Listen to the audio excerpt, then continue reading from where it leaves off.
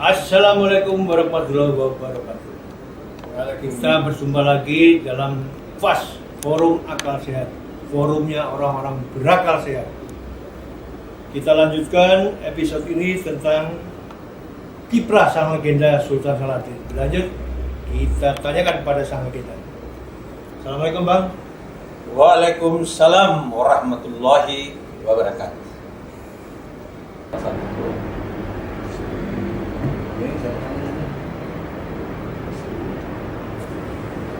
Matiana, di sini juga. Oh, di sini juga. Yang dihadiri oleh Pak Menteri Jarwacik.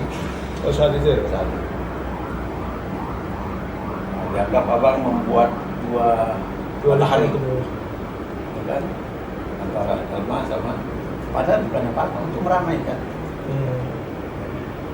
Sempat agak sedikit terjadi konflik, didamaikanlah di hotel apa tuh di Bayoran Baru, Mahakam. Oh, betul. Ya.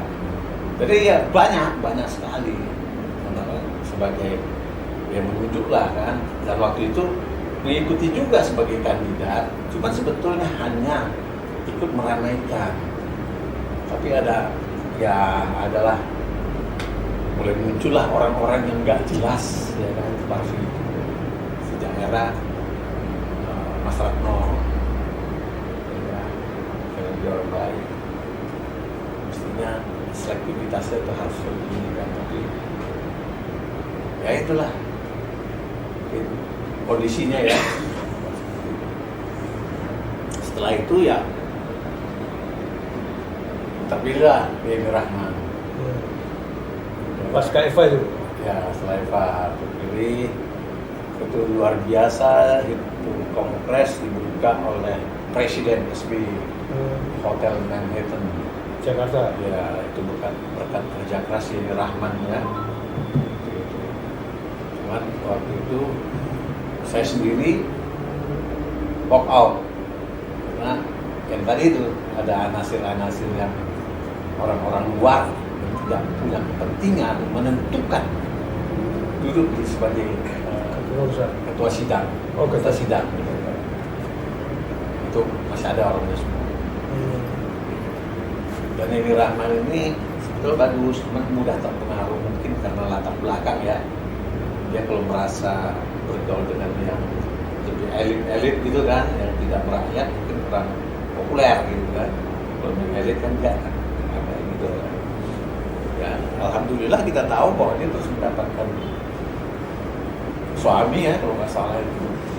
Ya sekarang ya, salah satu direktur BRI. Dan sejak itu saya tidak enggak itu. Lalu lagi malah ada sebetulnya yang diucapkan tapi nggak baik lah. Yang dia katakan, wah, gua dijeblosin sama Saladin, terus gua ditinggalin. Padahal sebetulnya kan itu. Kalau dia dengar ini, terontar dari Yeni Rahman. Ya, selama kepengurusan Yeni Rahman, sekalipun nggak pernah datang. Bang Saladin nggak pernah datang. Karena dia memilih orang-orangnya yang nggak berkeringat, nggak berdarah,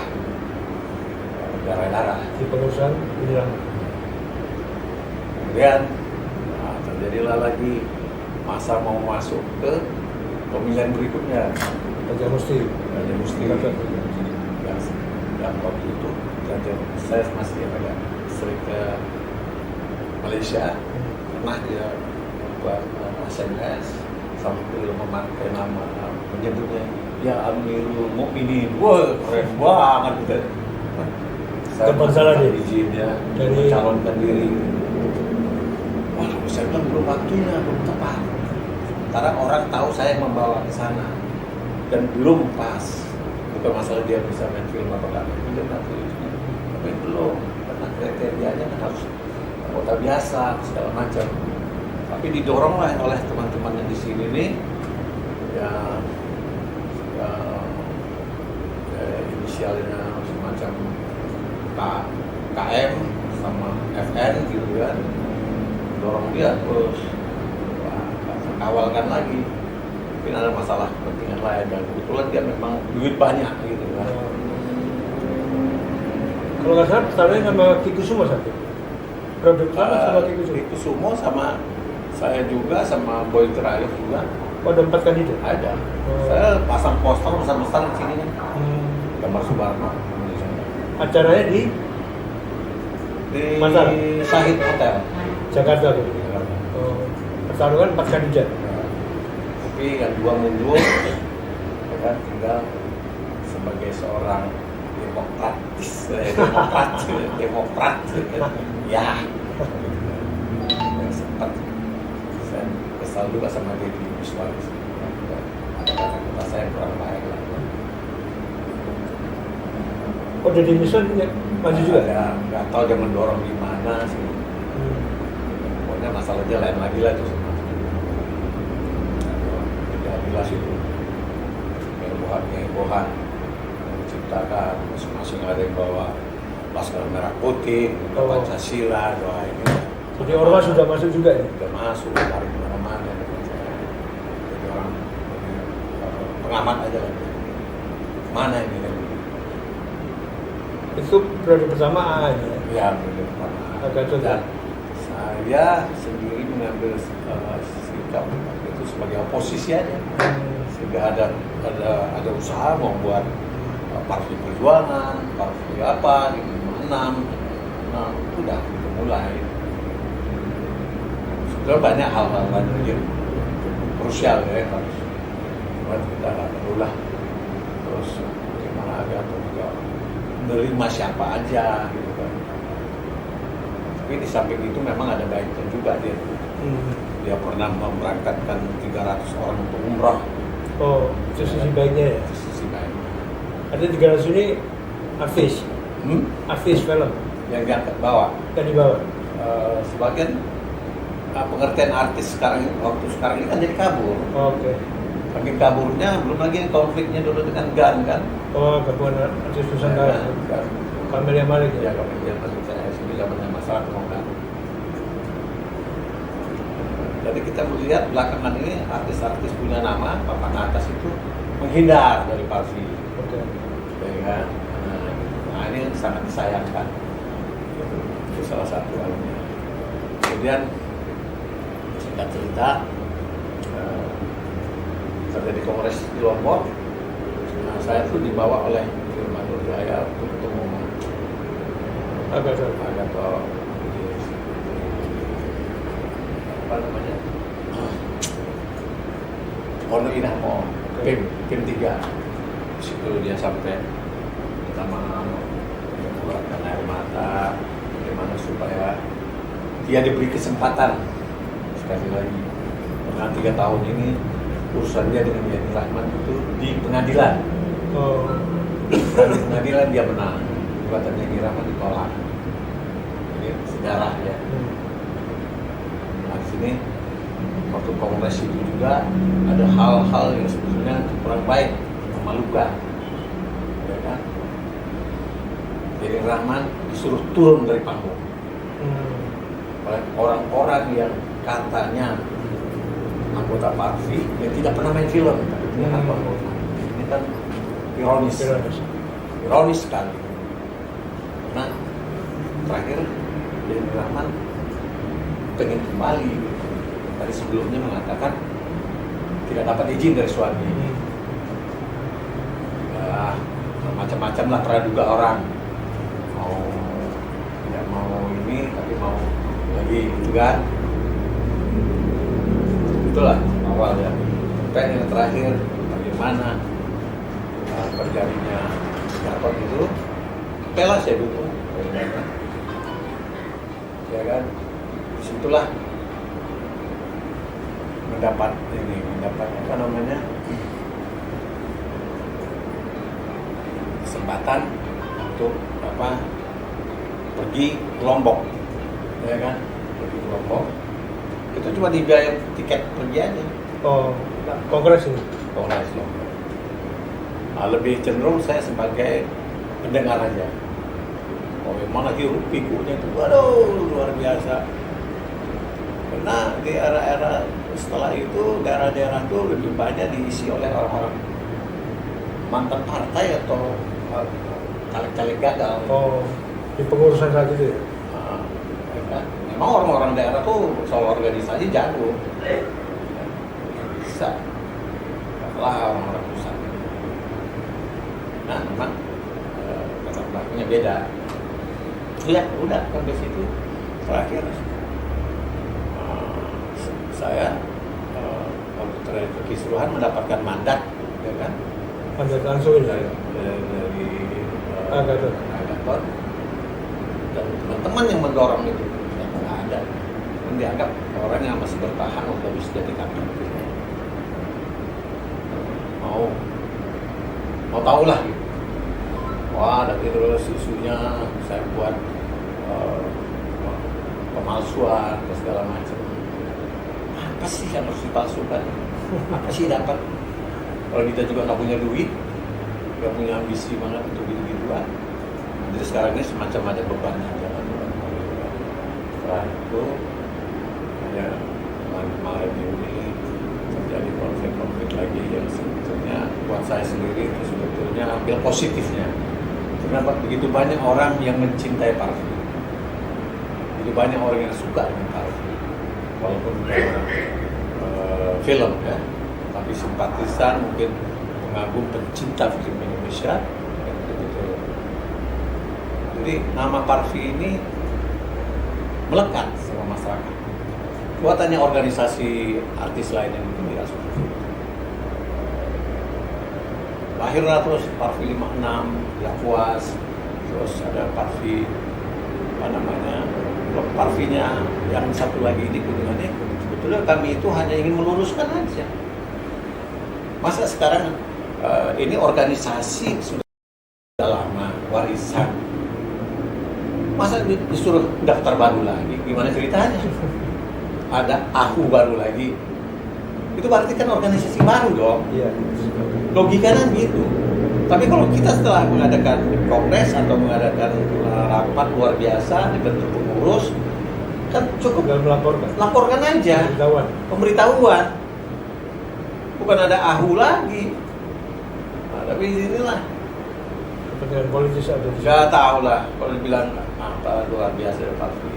Cuma kita kan harus mengingat sejarah bagaimana Jamaluddin Malik, bagaimana Suryo Usmanto, bagaimana Usmar Ismail. Ini orang-orang hebat pada zamannya. Itu aja yang memotivasi saya sampai hari ini bertahan ya. untuk bagaimana nih yang muda-muda nih untuk mau meneruskan. Gitu loh. Itu aja. Kan kita tahu diri loh. Hah? Emang banyak duit. Kalau banyak duit apa? Gitu. Nah, akhirnya kemarin ada putusan pengadilan yang artinya nggak tahu ini gimana. Mereka menggugat masalah pembagian logo. Nah, kita buat apa? Logo Parvi. Parvi Award. Macam gitu. Nah, gugatannya ditolak. Tapi di pengadilan Jakarta Selatan kepengurusannya dimenangkan. Ya pasti menang lah. Karena AHU baru, pendaftaran baru, kan begitu. Ya, sampai sekarang kita juga tidak banding, tidak ini, biarin aja. Mau didenda lagi 500 juta.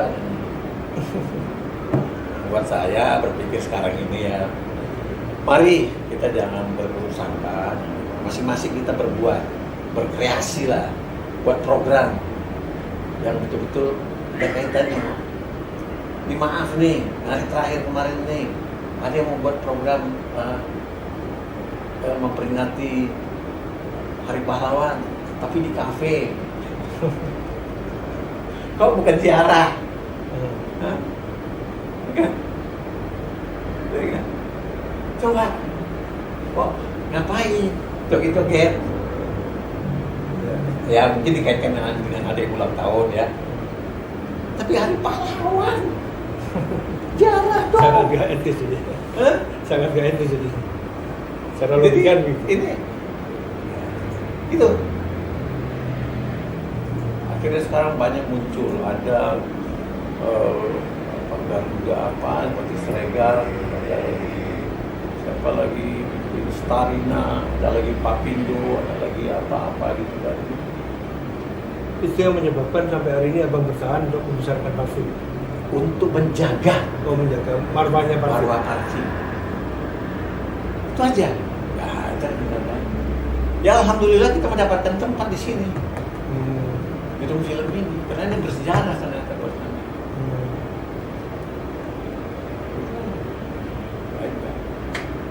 Artinya Bang tidak surut dengan bentuk apapun, yang penting eksistensi parfit tetap dijaga. Terjaga.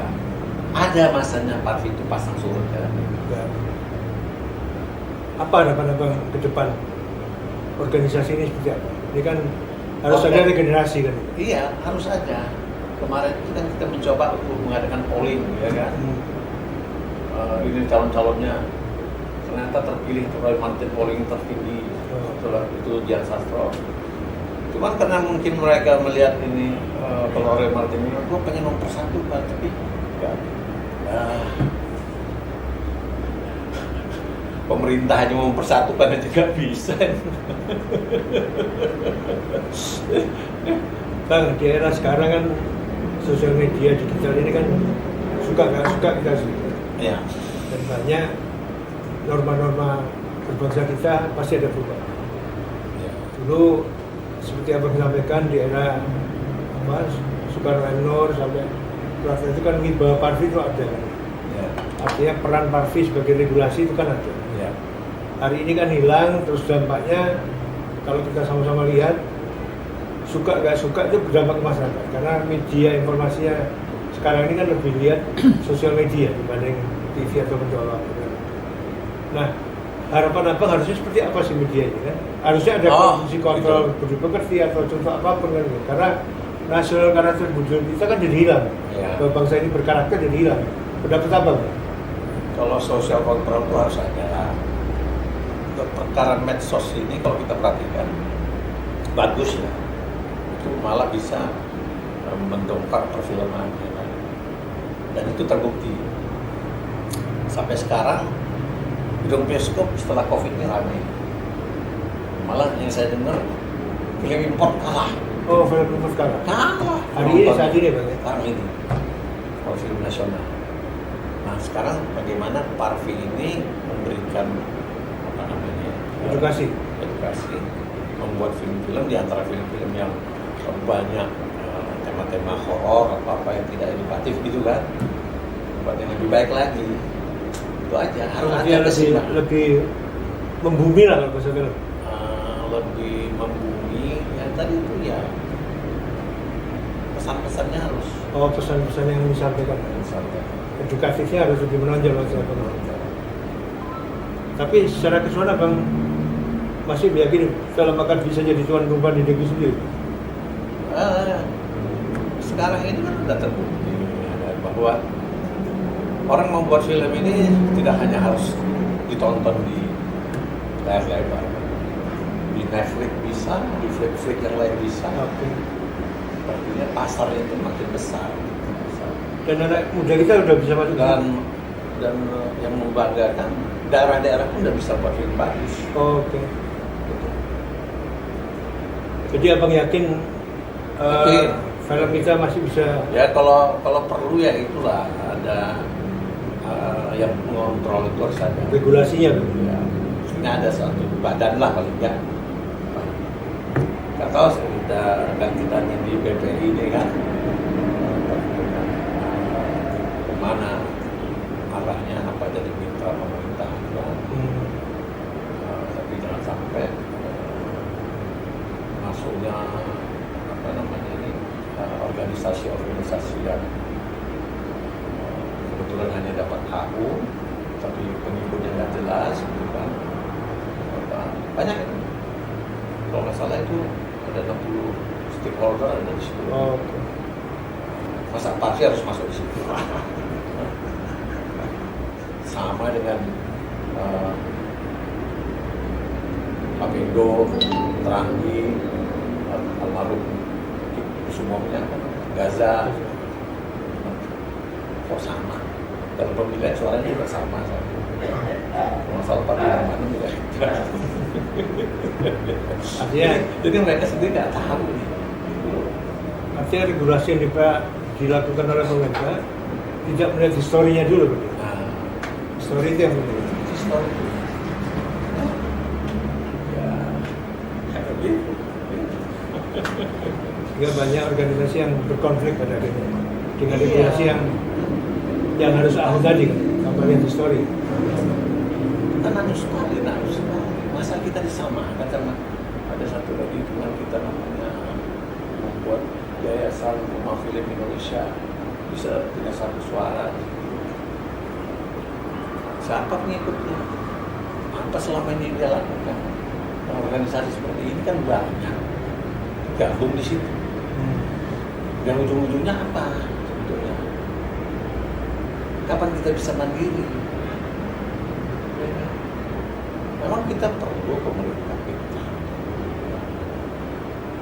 Itu hanya untuk sekedar memperebutkan menjadi panitia pelaksana festival film Indonesia, arahnya lebih jauh. Tapi kita harus bangga lah bahwa film kita makin disukai, itu aja.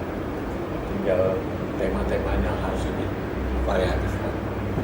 Baik, Bang Saladin. Ya, siap, Komandan. Sebagai legenda film yang seorang tokoh yang saya kagumi, itulah cerita kita tentang perjalanan Bang Saladin dalam berorganisasi berparti, mulai dari kejayaannya sampai dengan hari ini yang selalu berkonflik.